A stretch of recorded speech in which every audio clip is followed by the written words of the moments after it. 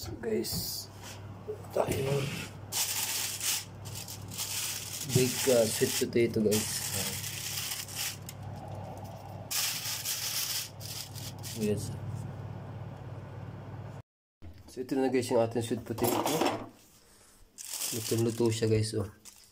Instead na lagain natin guys, binake ko na lang. Okay naman siya. Yan. So, mas konsumo sa kuryente to guys kasi 1/2 hour kung binake to. Sobrang lambot, grabe.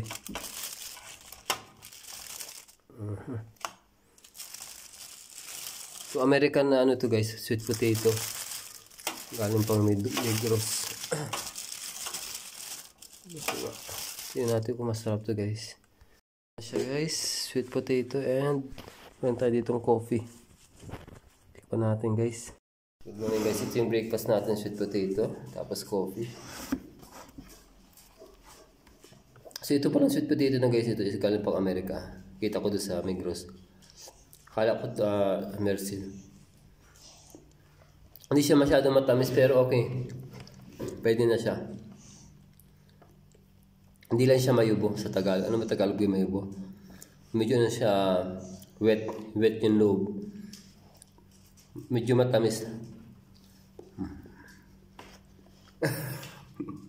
Ano yung bordasan?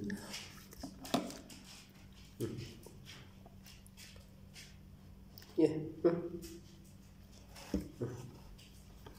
Masarap siya guys. Pwede din siyang kamote Q. Sarap. Kaso bake to, hindi siya nilaga. Yung katas niyan dito lang sa loob. Kasi pag nilaga siya, yung katas napupunta sa ano? Napupunta sa sabaw.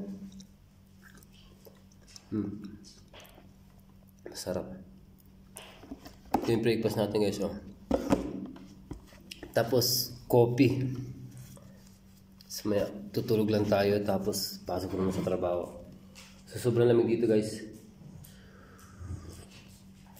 Malamig sa labas, nakaka-frostbite yung lamig.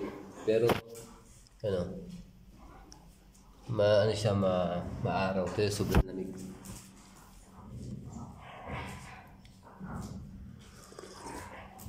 Kahit naka-jacket ako sa bahay, sobrang lamig pa rin. Iba kasi yung lamig dito guys sa pesto namin kasi 1,000 ano kasi ito 1,000 feet above sea level yung kinakatayo namin. So, sobrang taas niya. Mataas guys. Kaya malamig. Tapos yung hangin mahangin dito. Antay guys.